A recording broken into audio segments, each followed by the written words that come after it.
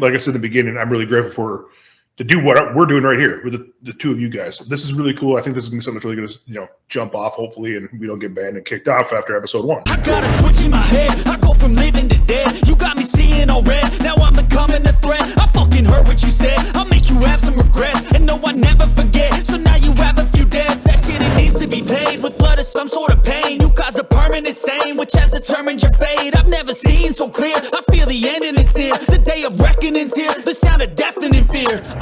Welcome to Locked, Cocked, and Unfiltered. This is our first episode. I'm here with Clayton and Chris, and we're launching a brand new podcast, and we're going to tell you a little bit about ourselves. You want to go ahead and start, Chris? So I'm Chris Lyles, owner and operator of South Carolina Gun School. My pronoun is flumpernickel. All right, cool. That's okay, Plumpernickel.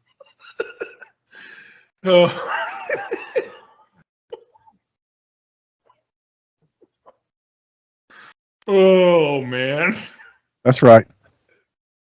Here we go. 2025. Don't assume my gender. Hey, at least we already got the unfiltered part already going for us, guys. So hey, exactly. Oh man. All right, I'm Clayton. I'm one of the owners and operators of Pivotal Defense out of Minnesota. So that's who I am and what I do. And I'm Tony Simon. I don't know what a pronoun is. I did 4 years of summer school for English, and I have actual proof that I don't know what a pronoun is. I'm also the founder of the Second Is for Everyone Diversity Shoot, which is a Second Amendment workshop that introduces all people to firearms, educates them on the Second Amendment, and 2A advocacy. And I started in New Jersey in 2015. We're still going strong 10 years later. That's awesome. Still in the fight. Yeah, man, definitely. I guess how we all met. Let's start with that. Is my thing. So we can kind of get that out of the way. I was drunk and I stumbled down to a old ladyboy bar in Thailand, and I saw Chris on stage perform Pussycat Doll songs, and Chris's milkshake brings all the boys to the yard. It was horrific. The police were called, SWAT was called, and the international incident occurred. Oh shit! All right. Yeah, actually, we all met at Train and Learn, a educational workshop. Wouldn't you call that? What would you call Train and Learn with Kevin Dixie? I would educational personal development workshop, if you will. Yeah, definitely. Now that was the year. That was the year, Tony, that you spoke about your advocacy, and then obviously, Chris, you were there. Just I don't know what the hell you were doing. I was just there looking good. You were just trying to get with Tony, I think, but we'll get to why you guys are no longer together later. But no, you spoke, Tony, and that's kind of where that's obviously I was following you prior to that. That's kind of about came out. Yeah, exactly. You about said you were falling in love with him. I was. Look at me, sexy. No, like I said, I was following a lot of you guys prior to Train and Learn. So when I got there, it was already like we fucking knew each other already.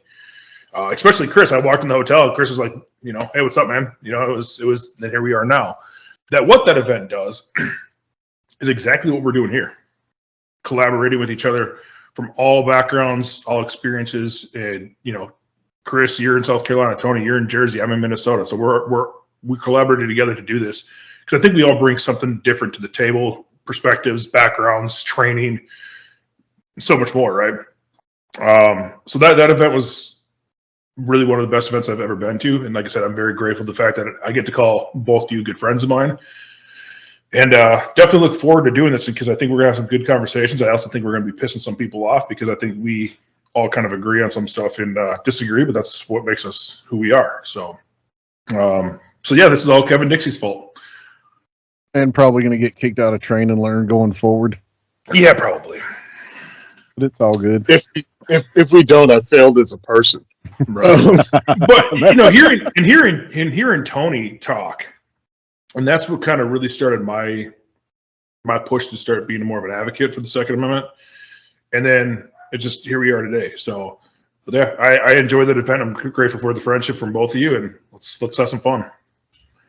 Yeah, Tony and I actually met at the first Train and Learn. Were you guys together at that one, or when did you guys actually get together? That was just a filler. We were Oh, just so yeah. So in other words, it was a one-night stand. Yeah. Matter of fact, it was. It all started at Waffle House. Oh yeah, the Waffle House. Oh yeah. Yeah. Okay. Waffle House right up from the hotel. Nice. So look, we're having a lot of fun at this, but I think that Waffle House was a lesson that we can actually talk about here. We were at Train and Learn is what, 3 days, 3 or 4 days. It's a lot of time. We spend a lot of time at Train and Learn learning. The range time is all serious. We're on there. We have a good time, but that particular night, we all were hungry. I think everything ended at like 11 or something at night. We've done the night shoot. We've done all that. And we go to the Waffle House, and it had to be like 7 of us. I think maybe Me, 7. You. Who else was there? Marco was with us. Yeah. Hustle Queen. Hustle Queen. Trill Toya. Yeah, Wilson. Toya Wilson, and maybe Gladiator 6 was with us.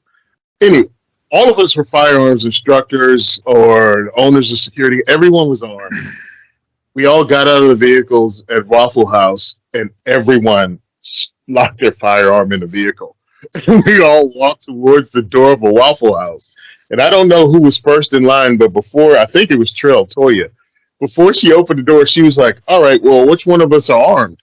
And we all stopped and looked. It was like, we are not going into a Waffle House after midnight unarmed. Everybody went back to the vehicle, and it sounded like one of those 80s things where the team was getting ready to go out in the field. Oh, yeah, it was fire.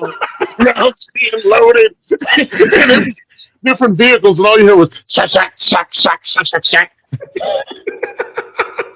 I felt like I was watching Commando toward the end of it. Oh God, that's hilarious. It's a Commando loadout scene. And we all went back in, and that was the most well-protected Waffle House in all of America that night. Oh, yeah. Nice. Oh, that's hilarious. Well, kind of like, the breakfast I met you at, Tony. We're all sitting there armed, and it was what, you, Argo, Jay, who was else there? Rolando, Joe. Joe, yeah. Me, Jen. There was, I think... Roy showed up. Roy was there.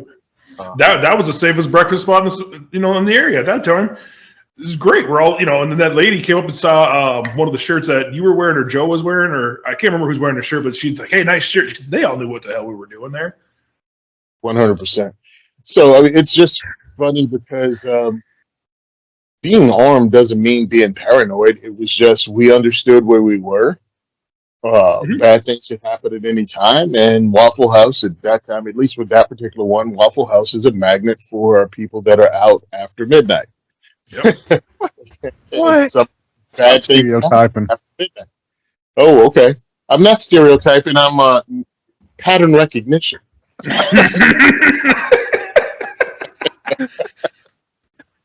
It's a difference. There's a difference. Yeah. So I mean, stereotyping means you might have a bias or a prejudice. Pattern recognition is science. but here's the thing, Tony. But that brings up a valid thing is you just got done saying, and just like I said at the breakfast, all these different groups of people from all walks of life were there. That's what the Second Amendment does. That's what Train and Learn. If you look at the pictures from Train and Learn, it's all walks of life. We don't give a shit to for everyone. Exactly what yours is. It is for everybody. We don't care. And that's what that both of these stories tell me. And that's what's cool about this. And that's that's why we're able to do what we're doing right now. I mean, me and Chris and our BBC here, it's all good. But the thing of it is that's Black Companion. I just want everyone to know that. Yes, that's it. Yeah. But the thing is, it's the diversity, and that's something that you know, the media, for prime example, they don't show that side. So it's up to us to show this side, and that's why it doesn't fit the agenda. Exactly, it doesn't fit the agenda, man. And that's why, you know, I push so hard, you push hard, Chris, Tony, you're definitely busting your ass, and so many people else like there are doing that. And to me, that's the beautiful part about the Second Amendment, is it brings so many people together. I just had in my class today, now I told Chris this earlier, but I'll tell you, Tony, is the fact I had in this class, I had 3 women in this class, and it was 3 generations in this family. The older one was 77 years old, and this is her bucket list. She wanted to knock this off her bucket list. And then talking to, you know, her daughter, and throughout the day, I found out some stuff that, you know, this is something that she's really want to do, adventurous.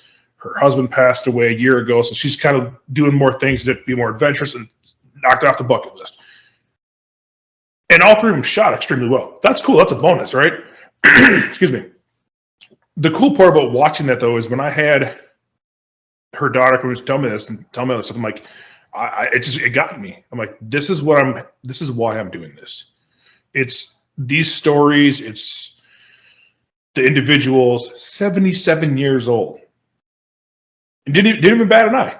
She got to the range and ran that gun. Now it was a permit class, so it was a shooting qualification, so it was easy, but they all scored 100% on my qualification, and it was incredible to watch. So it was cool. Like I said, it just brings families together. It brings, you know, groups of people together. You had it at one of your events, Tony. So it's a beautiful thing, and that's, like I said before, the beautiful thing of the Second Amendment. I'm really glad to be part of this and being able to do what we do. And like I said in the beginning, I'm really grateful to do what we're doing right here with the 2 of you guys. This is really cool. I think this is going to be something that's really going to, you know, jump off, hopefully, and we don't get banned and kicked off after episode 1.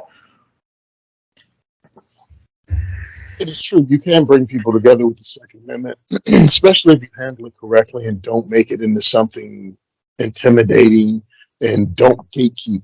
Because we were actually speaking about this before, and that's one of the dangers of allowing gatekeeping from instructors, of who should learn or who should, you know, get access to this information. Mm-hmm. It's the human right of self-defense, and humans should have access to it. That should really be the only qualifier. I mean, you know, everybody doesn't have to agree with me on that. It's fine, because, you know, I'm an extremist when it comes to the Second Amendment. And I look at a lot of these things, and sometimes people look for the wrong things in instructors. And some instructors drink the Kool-Aid and think, you know, if you're not former law enforcement, if you're not former military, not only should you not instruct, but you should have a reason that they find agreeable, that you want to be armed and learn this secret voodoo magic they bequeath from the gods to teach.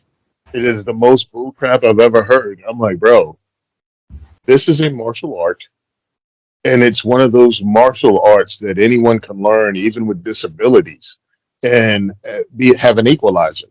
I can teach someone to run a firearm and be the equal of the most fit Olympian you can find if that Olympian tries to harm them, push their will upon these people without their permission. Mm-hmm. So, yeah, I think it's the greatest equalizer so far we've ever invented. Yeah, and that should learn, and they should learn from people that are supportive. Go ahead, man. Yeah, no, and I agree. And you're talking about these instructors. That's why now both you were military, both crayon eaters, so that's cool. I don't know if you guys ate the same crayons or favorite color, but whatever. What word is he saying? Is he trying to say crayon? What's a crayon? Shut up. How many syllables is in crayon? All right, jackass. But no, like, you guys both served, and that's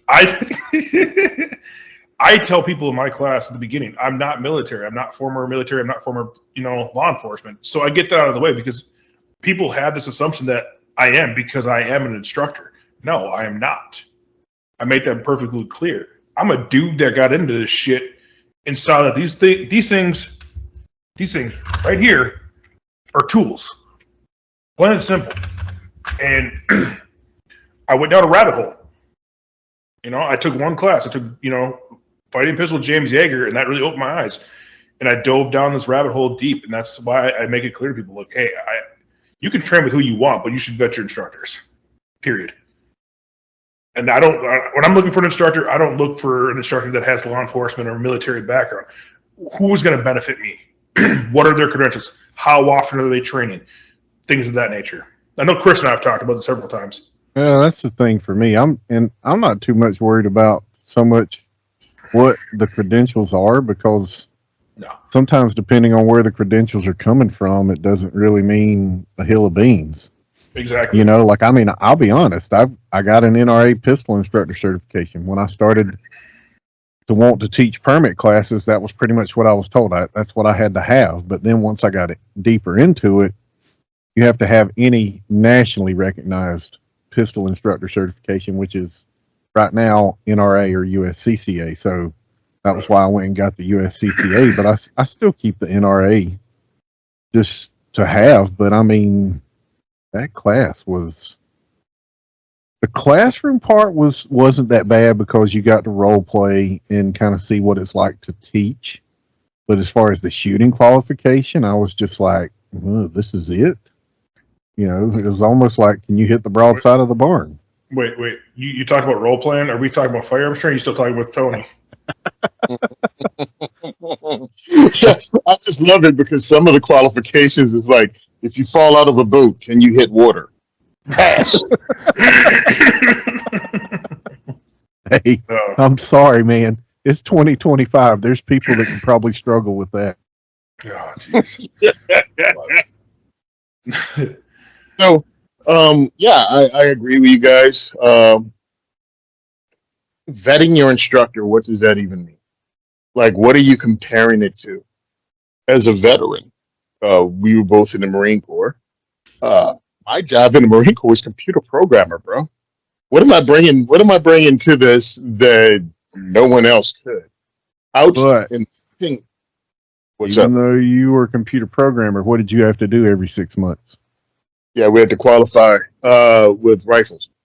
So I will say that there are a lot of jobs out there in the military that don't see necessarily that frontline stuff, but I know at least for the Marines, you still had to, even if you were a Marine Corps band, you were out there every 6 months qualifying with a rifle.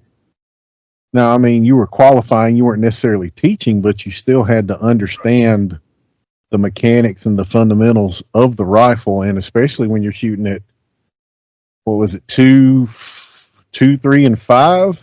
I know that was what we were doing, was 2, 3, and 5. I think that's what they're still doing. But like we were in Nicaragua, and the freaking, and look, I'm not saying anything bad about any branch of service. Every branch has their goof ups and stuff, but these fools left their rifles at the port, sitting there. I'm like, oh my God, how do you forget your freaking rifle? Damn. And then they had us wanting us to do compound security when there was more Army personnel, and their thing was, oh, well, some of these guys haven't shot in a year and a half, 2 years. And I'm like, what? Yeah. So that's, but again, back to what we're talking about, just because they were in the military doesn't necessarily mean anything. Because I know for me, the unit I was with, we didn't carry handguns, so I didn't really, the only time I had to qualify with a handgun is if I got attached to a unit that carried handguns. And even then, the handgun qualification was pretty much, can you really hit the broadside of a barn? Because, I mean, for us, that was last resort. And when I say last resort, you shot all your rifle rounds, you've thrown all your grenades, somehow you broke your knife, so now we got to go to the handgun.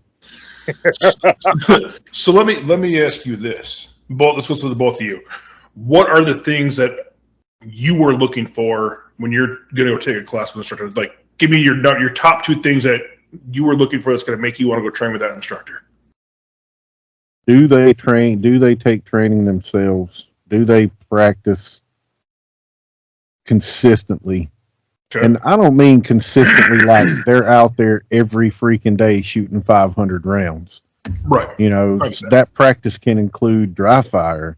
Mhm. And I think that's where a lot of people fall short to is they don't do enough dry fire. But no, I'm looking to see if they're taking training. And then I'm also going to kind of look at their background, not so much as far as what their credentials are, but into their background, which also ties back into their training. Who have they trained with? Yeah. No, I agree with you. And that's kind of my number one is, are they constantly training, taking classes themselves? That's my number one. And my number two, basically right along with you, Chris, it's who are they trained with? You know, have they trained with Joe Schmo down the road that, you know, thinks whatever is, you know, the guy that just got his, you know, credentials, if you will, and you know what I mean? Or did he actually go take a class with somebody who's actually been around and done shit that you can actually trust and actually knows what the hell they're talking about and takes it serious? Exactly. And somebody that actually gives a damn, because you can tell. For me, that actually gives a damn about the students, and that's not just in this shit for the money. Exactly. Those are what I'm looking for.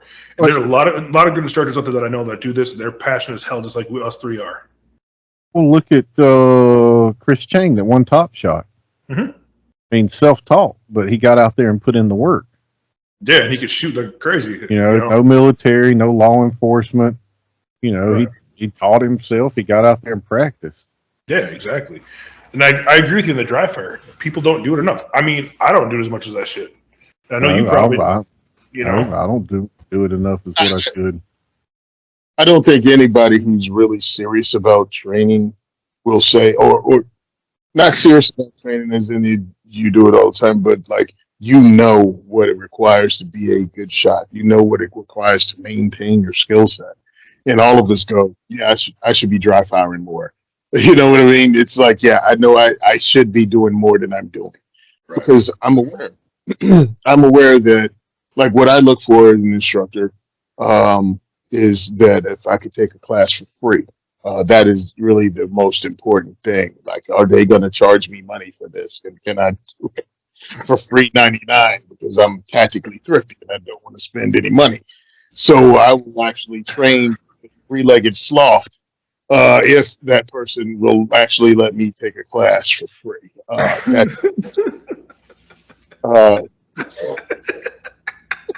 And we're back to the unfiltered part of the show. Tony. So Tony, I'm going to propose to you this. You can take one of my classes. I'll give it for you for $1. Sorry, I can't make it, Clayton. Man. I mean, 99 cents.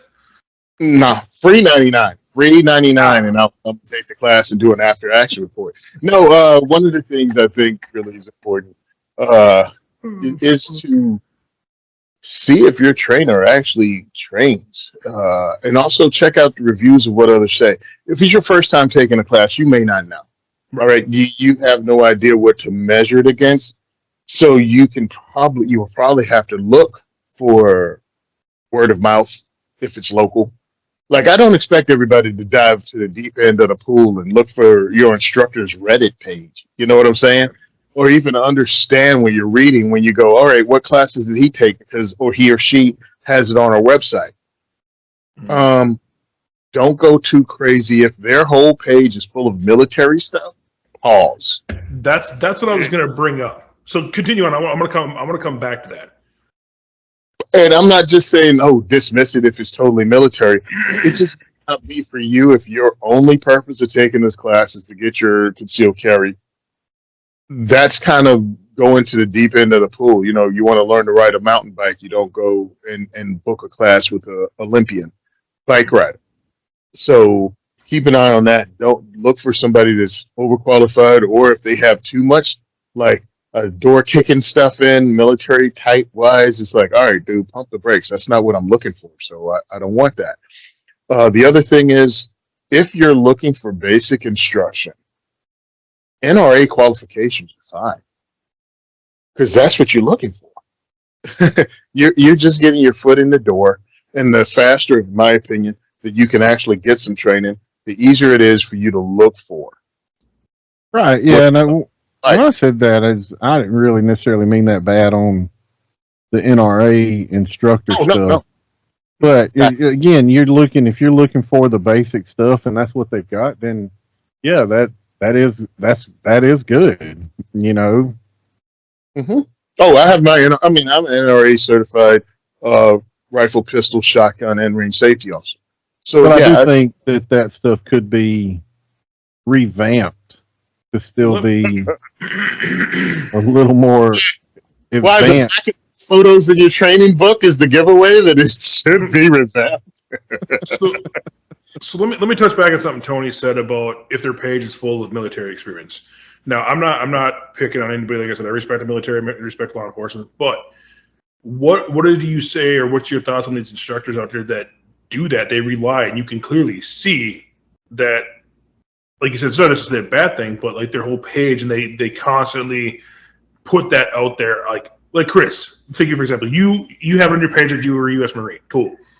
But you're not solely always constantly out there. I was a Marine. I was in the military.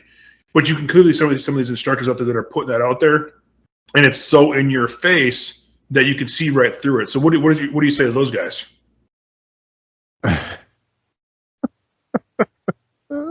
Yeah, we just go piss people off, ain't we? I went there. I said, "Fuck it," So this because is, for me and from my experience, if they're overselling their military experience, they probably weren't really anywhere serious, or if they were somewhere serious, they were so far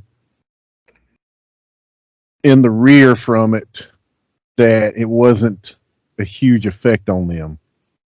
Because you see a lot of guys that have been in those combat situations, they're not running around gloating about it. right. They're not running around talking about, oh, I killed 30 people. You know, kind of like if you ever watched King of the Hill back in the day, how Cotton Hill would always talk about, I killed 50 men. You know, you don't see a lot of the guys that have been in those real hardcore combat situations running around talking about it. You know, look at Chris Kyle.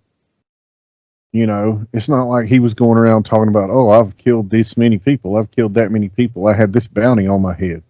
Yeah, you could even see when interviews, when people would ask him about it, he really almost didn't want to answer those questions. Right. So, you know, it does get frustrating when they're up there talking about, you know, I'm a 12-time Afghan, Iraq, or Africa veteran. I mean, Chris, you know somebody like that? I know plenty of people like that. There are plenty of people like that. I don't know. It's just it gets frustrating when I see that stuff because I know people that have been in those combat situations, and you talking to them, you'd never point proof. I bumped into a guy at Ingalls the other day.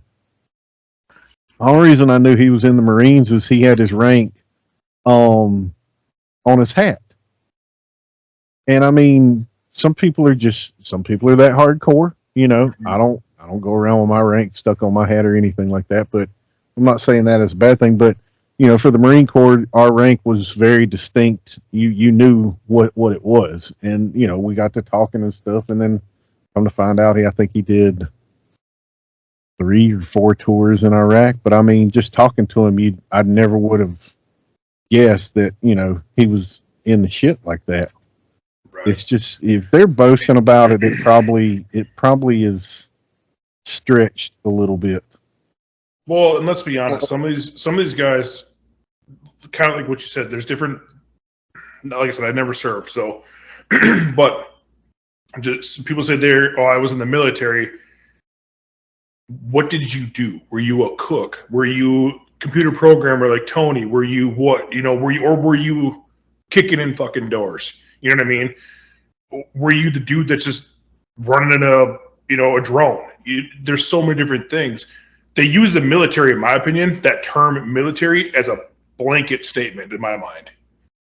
You know what I'm saying? Yeah, I want to say this. I want to say this though. If that's what you're looking for, If that's the kind of training you want to have, that kick in the door training, Yeah. cool. That's who you look for. But if you just want to have your concealed carry, if you want to be a better defender of your home with a long arm and with a handgun, you don't need to look for those qualifications from a No, person. you don't. You're right. Your mindset is different. All right. Your mindset is different. The rules of engagement are different. Right. There is no need for you to get someone that goes, "We're going to war." And that mentality is not what you're going to use to protect your family and your loved ones. Now, the skill set that you can pick up from having had that training is a total different thing. Yeah, the Mhm. skill is what you're trying to transfer, not the attitude. And I'm not here to hear your war stories and pay you money to listen to them. Yep. If you're going to tell me about Exactly. experience, cool. If that experience has something to do with what we're doing right now, awesome. If you just want a freaking captive audience to hear about how badass you were, I'll pass, sir. Yeah. No, I I'll agree. pass. I agree. Nah, man. And It's I've had people come in and talk about other classes that they've taken where the person just stood around and talked about everything they did overseas. And it's like, well, it's kind of what are like you the. what are you Go ahead, Chris. teaching if half your class is what all you did overseas and then half your class you're teaching? So I'm not gonna say names, but I mean nobody would know who I'm talking about. But there's a local instructor here that does permit to carry for Minnesota, and I went to the guy twice to get our permits. What? Tim Kennedy. Tim Kennedy. Oh God. No, not Tim Kennedy. But this guy, it was a good class. You know, the 2 times that we took it when we first got into this, his first started carrying. But now I've had people leaving that are coming to my classes for renewals that have taken this guy's class, and it's exactly what Chris has said. He's always talking about, I've done this. I've worked with the Minneapolis SWAT. I've like you work with bounty hunter. Like it's all look at me, look what I've done. Bullshit. I'm like I didn't pay you to come sit here and hear these fucking stories for 6 hours. I came here to get the basic knowledge of how I can move around with a gun legally within the state of Minnesota. Did he have a plate carrier on? No. Oh man. No. Hey guys, if you're taking a concealed carry class or a home defense class, you don't really need to show up with a drop leg holster and plate carriers. I just want you to let you know that if you're taking a concealed carry class, you don't have to wear your drop leg holster with your full size steel double stacked whatever. But it looks so I've good when I enter But- when I come into the classroom with my combat role. But Oh, but it looks good. But it looks good for the gram. So hey Chris, when I come take one of your seminars, your violent encounter seminars, I'm gonna show up in full kit, just so you know. And Tony, when you come take my medical class for $1.99, don't worry, I expect you to be in full kit as well. You should when we do the medical class in September. We need to talk to KD and borrow his helmet and his night vision and stuff. And you come in with all that on. Wait. Why do we need to borrow his night vision? I'll probably have my own. Well, yeah, you're right. Shit, my wife's gonna hear this later. Yep, I will not have my own. No. Yeah, I've watched that. We've all seen it. Look, it's cool if that's the gear you want to wear and that's the class you're taking. But that brings up a point though. Now you are taking a different level course, right? And you're looking for testing gear, for example. I've ran my plate carrier through fighting rifle tactical response. I did that because I needed to test my setup. And I was wearing, my, if you want to call it battle belt, duty belt, whatever you want to call it, war belt. I was wearing those in level 1 courses for a while because I was adjusting gear, testing gear, all that stuff. Now, I'll take a level 1, level 2 pistol class, and I'll take it. I took Chris Casa's HAT 1. I took that all from concealment because I want to get the reps from concealment. That's your everyday. let's be honest. You're not going to be walking around the fucking streets with a plate carrier and belt on. If you're grabbing that stuff, shit has gone really bad. Most people don't train with the everyday carry and what they're wearing. If you wear sweatpants and fucking carry a gun all day long, cool. Do you. Come on, sweatpants and run that bitch. If you wear a tactical thong like Chris, you want to carry, do it. I'm fucking coming to my class. I'm going to make fun of you. Yeah, I don't know. I kind of have an issue with the sweatpants. I mean, you're just jealous because with the sweatpants, you can't show your ding ding and Tony can. Black Air Force Ones and sweatpants, baby. I'm here for the problem. But that's why I carry more appendix when I wear sweatpants. Nice. With an X300. That's why I carry a Glock 34 appendix. With a suppressor. With a suppressor attached. I 100% agree. If you're taking a concealed carry class or a carry class, you should really bring a carry gun. I understand if your carry gun is so small that it makes that class painful, Chris, you might want to carry a larger firearm. But it is the way with the motion of the ocean. Never heard anybody with a large gun talk about the size of a weight. Anyway. Yes. So now I took Chris Costa's HET1 rifle class, carbine class. Yeah. Now I have plate carriers. This was in the summertime. I have plate carriers. It was hot. I did not bring them out of my car. No, I am not going to be a heat casualty. And I jumped out of my vehicle and I grabbed 2 magazines for an AR. I had one in each pocket. I had one in the rifle. I had my carry pistol and the appendix. And that's how I ran the class. In jeans, my work boots, and a t-shirt. Yeah. Now, everyone else in the class looked as if they were going to be deployed to Fallujah at the drop of a hat. And that's cool if that's what you wanted to do, because that's your gear. Do you? This is how I dress at home. This is how I dress when I get off of work. So I'm going to be able to run it going, yeah, in a civilian self-defense encounter, because that's mostly what I'm talking about. Mm-hmm. If I I live in New Jersey. I'm limited to 10-round magazines. Trust me, if I do 3 mag changes in a self-defense encounter, they will be making movies about this shootout. Right. This will be freaking epic. Denzel Washington will play me. No, you'll be on an episode of Dateline because you're in New Jersey. But that brings up too is the fact that people need to understand that, like you said, this is how you dress afterward. This is how you dress every single day, right? Now, I've done classes where I've shoved mags in my fucking jean pockets because that's what I got. That's what you have to train for that shit. Train how you're going to fight. So if, I will throw shit in pockets because I want to. That's why I keep some Vaseline around. You just never know where you're going to have to put some eggs. Or your backup gun with a suppressor. Just don't even need the suppressor. He just puts it on from the side. He likes the feel. But he also eats Snickers bars upside down for the feel too. That suppressor's so.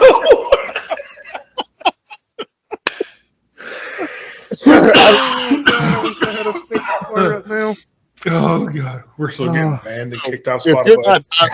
Oh yeah, definitely. This is going to be a problem. Oh, the great thing is, I don't think really. Funny part is we're not using curse words. Now I have no problem if you want to wear the gear, dude. Plus, like you said, you have to test your gear, and if that's what you're going to have when poop hits the fan, like what happened with Argo and KD in certain situations, they actually had to arm up. Yeah. One thing about wearing the equipment and knowing how to put the equipment on and knowing how the equipment runs is there is an intimidation level that when somebody sees you walk through the door with a plate carrier, mags, a war belt, a rifle slung correctly, and you have that confidence because you know how you run your equipment, you know how to run that equipment, and you exude that attitude, it can avoid fights because no one wants that smoke when they see the dude that shows up and looks like he's switched on. they will avoid it because people ain't looking for a fight; they're looking for a victim. So yes, there is a time and place for that, but it's not everything. And if that's not the education you're seeking, maybe that's not the instructor for you, or it could be, and they're just a good instructor, but this is their background. But just keep an eye out who comes to the class. And also, don't be intimidated by anybody. Everybody's there to learn, and everybody was where you are at one point. And I think that's the hardest thing to get people to understand is just because we talk about firearms training, I think they automatically go to the, high level operator, freaking spec ops, military law enforcement. And I think that's where a lot of people get confused because I actually did a video for my YouTube channel talking about that is who is training for and trying to get everybody to understand is training is for everybody. You're going to see all different experience levels in a class. You're not going to come into a class and see all law enforcement or all military or contractors or spec ops, former spec ops, things like that. You're going to see, honestly, go look in the mirror, and that's what you're going to see in most firearms training classes. It's not going to be some high level operator. It's everybody that's there to learn and become more proficient and get better at self defense. Yeah, exactly. Yeah, there's a lot of misconceptions about who takes training, and then you get intimidated by it because you've created this legend in your own head about who's going to be there. Right. Well, and then with social media now, you've got so much in social media now where everybody's watching what, this person's doing, the combat roles and all the, just some of the stupid stuff you see is for likes and follows. They're never going to actually teach you that in a training class. They're probably never even going to do it in any training class that they've ever taken. It's that almost that Hollywood effect. And because I've actually had people kind of look at me like when we're in a class and all we're doing for the first 30 minutes is just sitting there working the draw stroke. We're not doing any live fire. We're not doing anything but working that draw stroke. I'm like, this is what it's all about, is consistency. Working the fundamentals and consistency. We're not out here to get follows. We're not out here to get likes. We're out here to learn, and we're out here to get better. And this is what it takes. Yeah, exactly. I agree 100%. That brings up another point is too, like, you guys are just like, probably just like me, where, like Chris has said, we're out here to get better. We're out here to provide quality information, to get the right information out to people in our communities. That's how I look at it, right? Like I was telling Chris, I had one of my classes, shoot to kill because dead man can't testify. Dude, if I had $1 every time I heard that shit. Dead man tell no tales. But that's what I'm getting at. That's like, we have to inform these people, right? We have to educate the people. That's how we, one, protect and fight against for the Second Amendment, in my opinion, right? And it becomes, we have to properly educate people, like on the littlest things when it comes to these platforms. Like, let's just use the word clip. No, magazine, right? Like, unless we're talking about, Actual clip. What's that? Like, unless we're talking about an actual clip, like one that goes Mosin or M1 Garand or SKS. Exactly. Then I actually had that question today in my class. So why do we call it a clip? I'm like, well, there is M1 Garand, there is a Mosin, like you said, the SKS. It has actually a clip. I said, this right here is this. I did this exact thing. I says, look, this thing right here is a magazine. And they're like, okay, but it says it's the little things that we have to educate these people on, and that's the important thing. That, like Chris says, we're better in ourselves and better in our communities. That is, and that is one of my pet peeves too, is when people call it a clip. My daughter's boyfriend tonight, I had my holster sitting on the counter. He's like, oh, is that for an extra clip? My daughter, she goes, oh, you didn't. Sounds like something I would say. I feel that's fine to call it a clip outside of educational area, only because I don't want to be that pedantic asshole. If you're online bringing it up and you're not talking about it, and you're going to beat someone up over it. Hey, there's nothing wrong with knowing you're a pedantic asshole. But there's a That's why time that's why you guys broke up. you have exactly. Mr. Frickin', I take everything literally. Hey, hey, Tony, just remember who he called on Valentine's Day. Cold busted. Anyway, not talking about.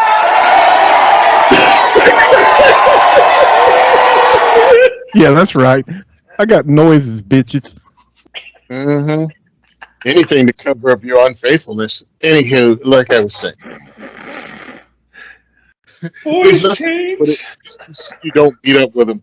You don't beat people up over that. Because it could turn somebody off. But if you're in a class, yeah, you have to call it by the correct name. Yeah. Right. When I'm hosting my diversity shoots and I'm talking to a mixed class, I'm like, the reason you want to use the correct terminology is so you don't have people assume you don't know what you're talking about. My diversity shoots has a wide range of people in it, from different races to ladies that come in. And sometimes when you walk into a gun store, you want to be able to use the correct terminology so people don't see you as a stereotypical fill in the blank that doesn't know something about firearms or know anything about firearms. Plus, you also want them to think you're at least educated enough that they can't pull the wool over your eyes and sell you something you don't want, mainly because they have to make a quota or they're trying to make a sale. Like a Smith & Wesson 500 to a freaking 80-year-old grandma. Yeah, or the fact that they're trying to move, X number of Smith & Wesson products by the end of the month so they can get a free something. Yeah, and like Tony's saying, no, we're not saying anything bad about people that work in gun stores. They're just they're there to do a job, and like he was talking about, if they come in and Smith & Wesson's like, hey, if you sell this many Smith & Wessons by the end of the month, you're getting a free gun. I'm not gonna lie, I'm probably gonna be over there selling the shit out of Smith & Wessons. Right, exactly. And there's nothing wrong with selling that if that's what the customer needs, because Smith & Wesson has a plethora of firearms. And I do think people in the store should do a better job vetting and asking the right questions and stuff instead of just going off somebody coming in going, hey, I want to be able to kill somebody in the first shot. Yeah, that's always great. I want to be able to kill somebody in the first shot. Yeah, for that, you really need a 500 Smith & Wesson. Well, that's exactly what she got. That is exactly what she got. I mean, it's better than the Derringer, Chris. Oh man, you had to bring that one up, didn't you? So let me lay this picture out for you, Tony. If somebody calls you and says, "Hey, I'm wanting to learn more about my revolver," okay, what are you going to think when they show up when you hear revolver? I'm thinking revolver, 5-shot or 6-shot or maybe 7 or 8-shot end frame revolver. But a revolver, wheel gun. No, a hog leg. They came in with a Derringer. Was Kenny Rogers the gambler playing on in the background? No, that did cross my mind. That did cross my mind. Now, it was a revolver. It had 4 shots. It had a little cylinder to it. It was one of those little 4-shot Derringers.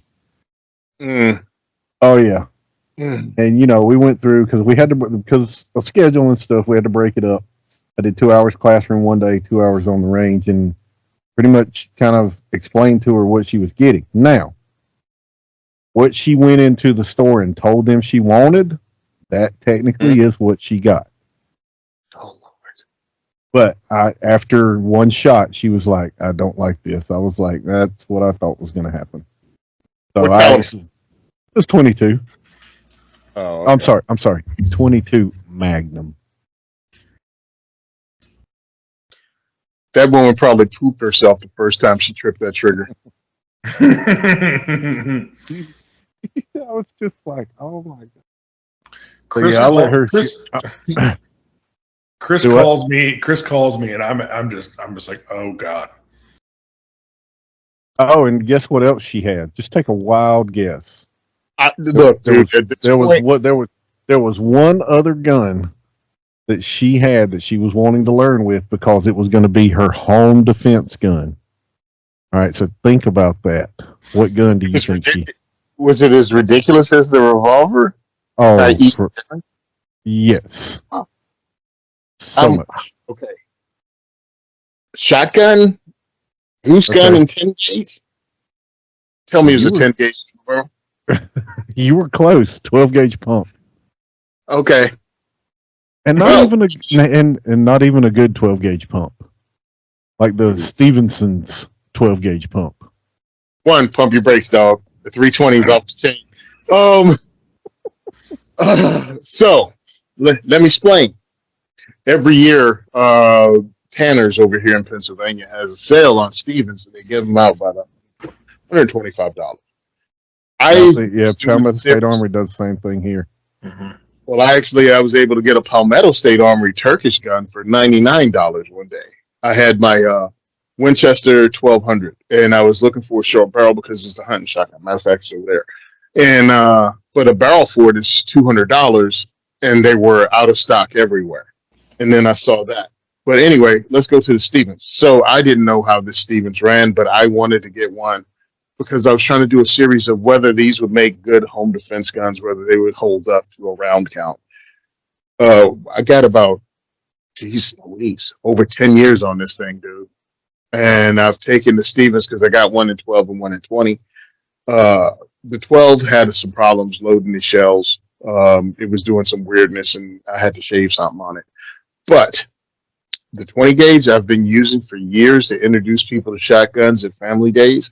And I'm talking about I take it with me and we run hundreds of rounds of birdshot through it in a day. So they do serve its purpose, but their quality control is something you're going to have to work with the gun to make sure it works. But if you have a choice, what you call it, a Maverick is better, in my opinion. Maverick has better quality control and is made here in America. And then if you want to step it up to a Mossberg 500, again, it's still in that not an arm and a leg, but you still get a decent pump shotgun. And I'm totally with you on the Mossberg now. Got one back there in the safe. I hear Mossberg's got a really nice shotgun. Oh, come on, you knew it was coming. Actually, no. Get you with a slap. Don't throw it with a good time. And I'm not. Look, I'm not saying anything necessarily bad about Stevens. It wasn't so much the Stevens, but it. I think people need to do a better job if they're going to put certain people into high caliber shotguns.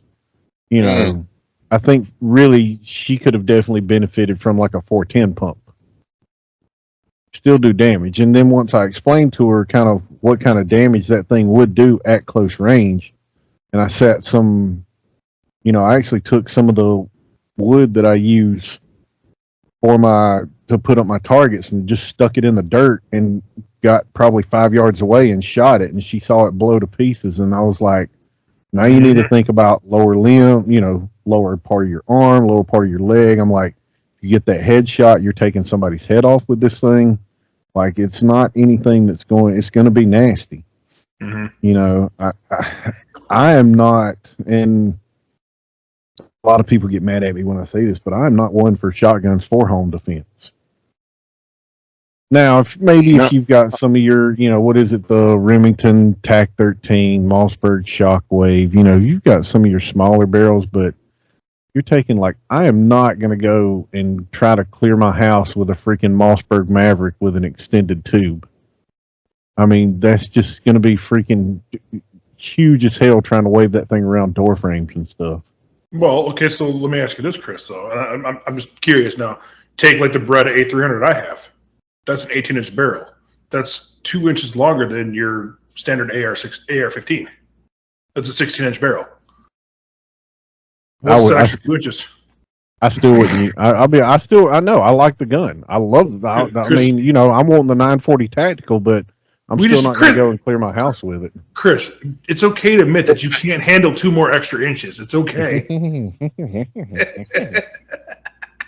So, yeah, Chris, that 940 Pro is real smooth, man. You should really check it out. I just I mean, it just makes Both love of to your y'all. hands. Both of y'all. Hey, Makes love to your hands when you pick it up. hey, Chris, I think you have a phone number you can call to get one. Hey, y'all know what this is? You having a Well, Know stroke? what that is? That's a whole flock of those. Oh,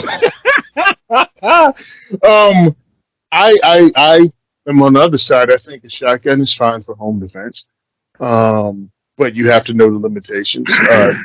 I tell people unless you have a loved one somewhere in that house that you have to go and get, don't clear your house. Barricade your door, get behind something, and make them come through that fatal funnel and walk into a buckshot load. So, but again, every firearm's going to have its limitations. Now, one of the things that I think is good for home defense that a lot of dudes don't think is good for home defense is pistol caliber carbines, because you can get shorter, you can get Yes. different. And now, and this is going to tick some people off. This right here is a pistol caliber carbine that's not that long. It's a high point and a bullpup chassis. Oh my God, he said high point. You've been seeing this high point since 2019. The training learned with hundreds and hundreds of rounds. What is it? I think I picked it up in 2017. We've used it in diversity shoots for Frank 8 years now. Dude, we going on. I know I shot it at the first training I was, learn. I shot the yeah, second well, one. rounds with this thing. Have I vetted it? Well, yeah, it works with ball ammo. Oh, but have you put hollow points in it? This is a high point. I ain't buying hollow points for this thing. You out of your damn mind. What the hell are you talking about? I got a hoopty. I don't put premium gas in it. You out your mind? It's like taking an LS engine and putting it in a Pinto. Is that the which one is that, Tony? Is that This is the 9. the 9? Yeah, okay, the 9.5. Yes, 995. Yeah, 995. 10 round magazines. Again, I live in New Jersey. Understand there's a whole bunch of things going when you live in a non-free state, when you live in a state that people will have political aspirations to lock you up even if it's a good shoot. And if you don't believe it can happen, I don't know. There's a couple names you might remember. One dude named George Zimmerman. It was a good shoot from the beginning. It was claimed to be a good shoot within 24 hours of it taking place until political pressure hit. And then the dude's life was totally ruined, and it cost him over $1 million to get the same exact call that happened within a day of the shoot. It was a good shoot. And Kyle Rittenhouse, another one. Good shoot. Easy enough call. You're watching video of the guy be attacked.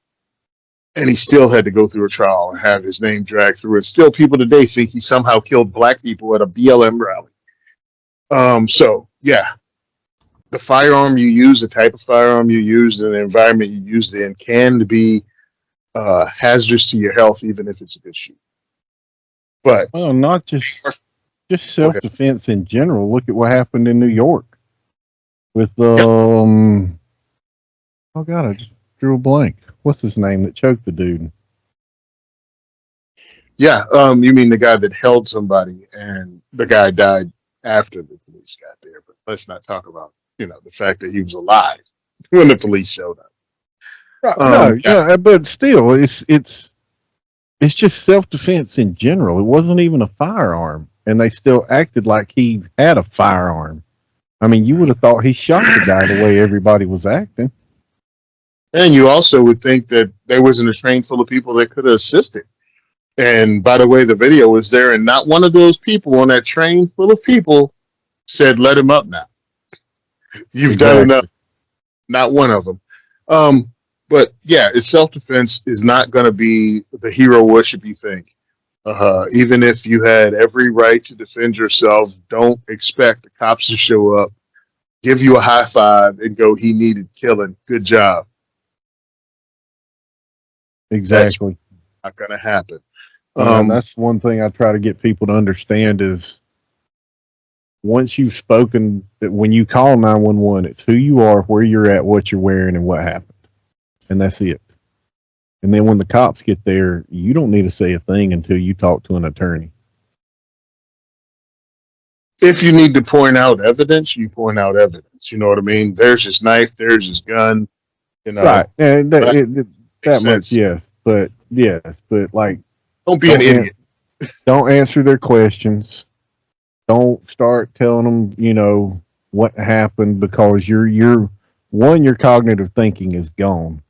Your Right. story is not going to be complete and it's not going to be accurate as far as exactly how everything conspired. And then once you start calming down, you start like, oh no, well, this happened before this actually happened. And now you're changing your stories. Now it's going to get put in front of a prosecutor that's going to go, he just changed his story 3 times here. No, something's not right.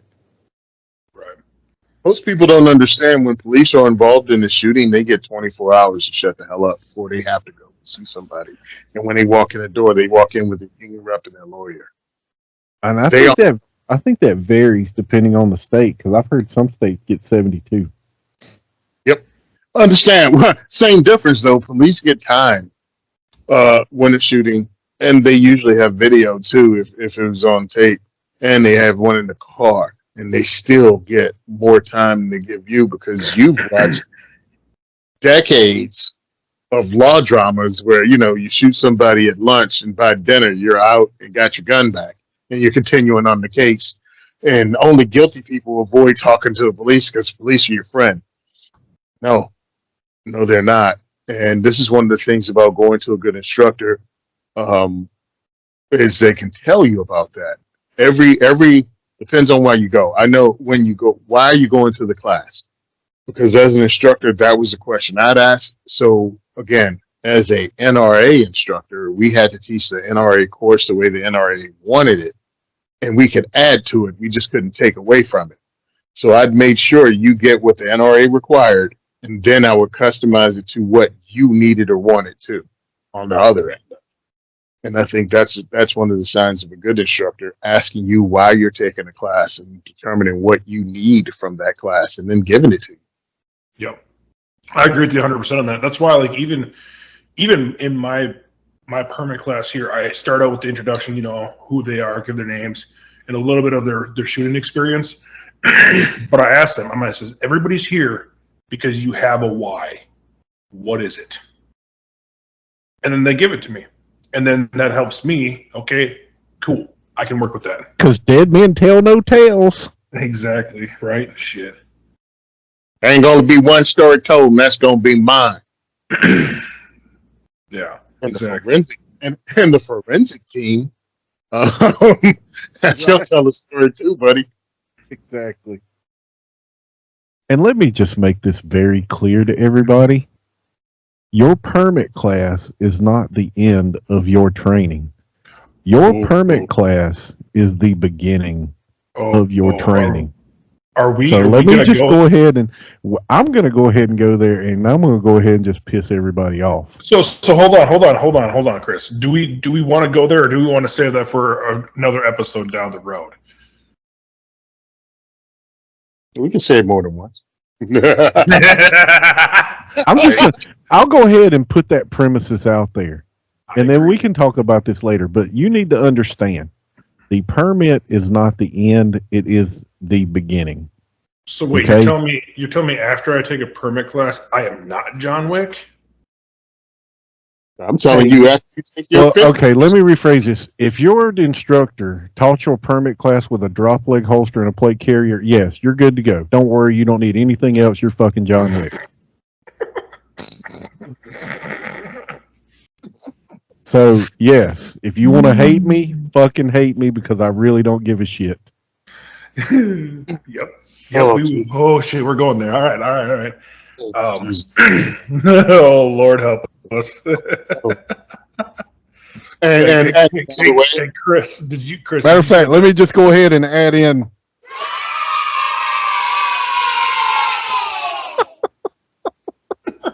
Hey, Chris, did you see that message I just sent you?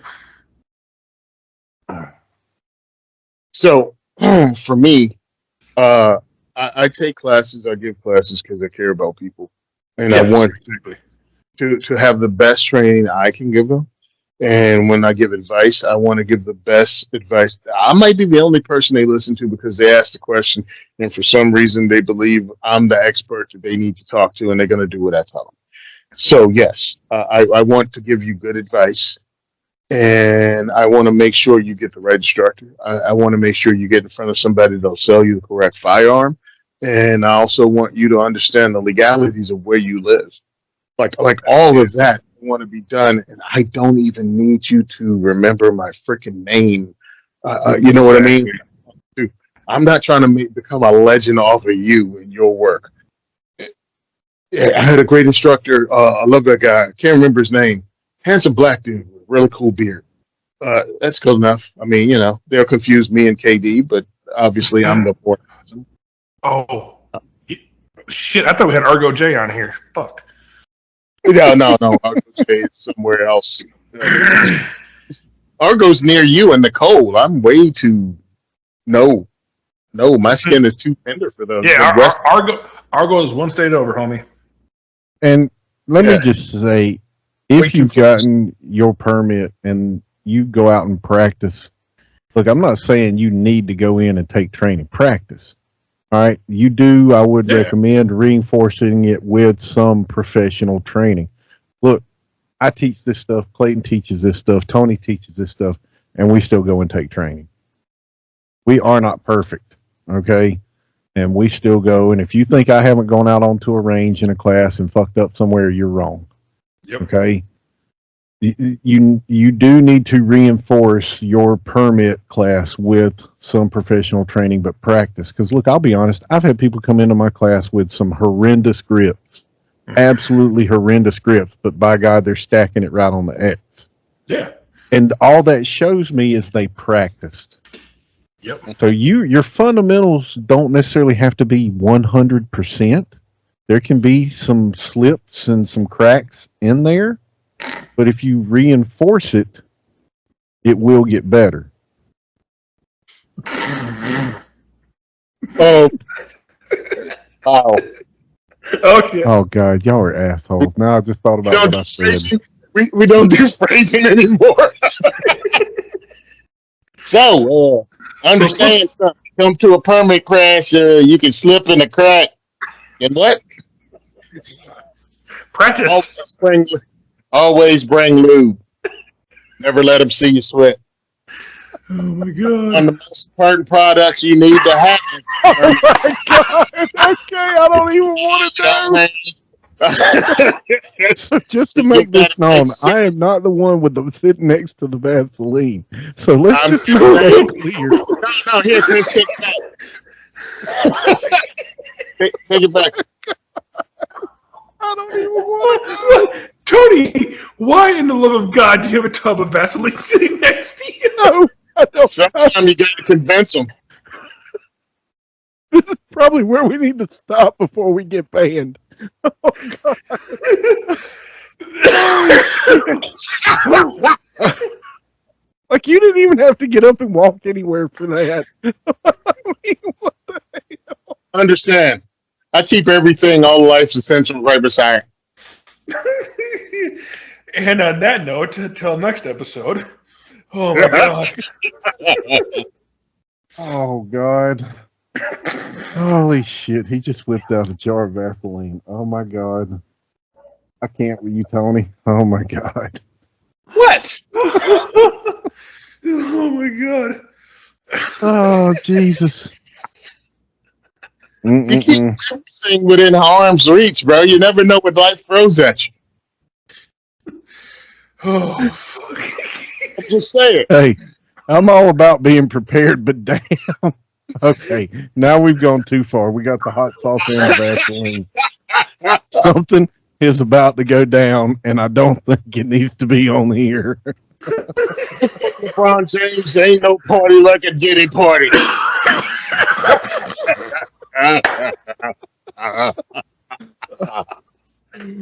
Oh, God.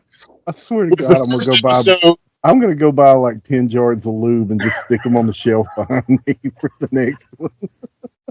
Don't try to act like somehow that's a new idea. I'm one that just right now. Hey, Chris, I see your 10 jars of lube and raise you a 55-gallon drum. Also, I'm imagining right now is you're my boy, Blue.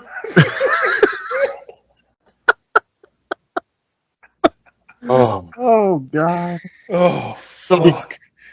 We calling it? We calling it? And so I think so. I know we've gone on for about an hour and a half, and let's give our closing statements. Let's do we've that. had a really good conversation. I think this will probably help everybody. But essentially, really what this is boiling down to is making sure you vet your instructors. And look, don't be scared to call and ask them questions. You know, I get questions all the time on what's your credentials and this and that. I have no problem with those questions. All right. But just don't stop at your permit class. That is not the stop. That is the start. And I'm sorry if you're just going out shooting with your buddies and high-fiving after a couple of rounds. That is not practice. You need to get out and put yourself in some real-life situations, and that's what training is going to do for you. And I know that's what all of us do. Yep. Tony, what you got? There are other things also I'd add to that. I shoot in competitions, and I bring my concealed carry with me, and I shoot it from concealment because I'm not there to win that event. I'm there to increase my skill set under stressor. If that stressor happens to be a room full of people that are friends of mine and will bust my chops if I suck, good. Also, the stress of performing under a timer and a skill set that I don't get to pick. So I don't get to practice the thing I'm good at. I have to do whatever's supposed to be next. So if that's shooting from a seated position, if that's shooting and moving, if that's making hostage shot, if that's shooting from 25 to a simulated 50 yards, then that's what I'm going to have to do. And that's fine because I'm increasing my skills, and it's a fun way to do it. Not only use local instructors, but shoot at local outlaw competitions. That also helps get your skill set up, and it'll create a list of friends that you have that have common interests, and also equipment. And also you can do things like go in on ammo sales and other things. It's helping grow the community around you of the thing that you're interested in doing. So that's just some tidbits about how that Venn diagram grows of self-defense and the community that builds around it. I second all that. So, yeah, I agree with all you guys that, man. Like I said, I guess, I'm gonna finish off this with saying, you know what, this has been a lot of fun. I'm really glad we're doing this, and don't really know why it took us so long to do this. But I will finish with one final thought with everybody. I really want people to take this to heart. Is that no matter what you're doing, just remember when life gets hard, make sure you have a tub of Vaseline next to you. And a jar of hot sauce. Guess you need to put a little spice on it. Just spit on that thing. Sure. Spit on that thing. But the prepared, always. It doesn't sound the same with that deep voice, though. And here's the thing. Here's the thing, Chris. It's actual Vaseline. It's not the fucking generic shit. He balled out on that. Oh yeah. It's You do not cheesecake on. You don't cheesecake on a couple of things. One of them's Vaseline. The other's toilet paper. Spend the money. All right, fellas. And one last thought, because I know we brought it up. We talked about it. If you're not signed up for it, you need to get signed up for it, and that's NOC Train and Learn. Absolutely. I will have the links up here in the video, and I'll have them in the end credits as well too. We all have affiliates that we deal with, along with like No Other Choice, Core, Excess Sites. I know we got Blackout Coffee with Clayton, and who was your other one? Core. Or NOC. NOC. The Gun Food. Gun Food. So all that stuff's going to be in the end credits as well too for you to go in and check out. Hope y'all have enjoyed the episode. This has, like Tony said, been episode 1 of Locked, Cocked, and Unfiltered. We hope everybody has a great night. My energy is next level, so damn you better be careful. I got an angel and devil, he snaps me straight in the temple.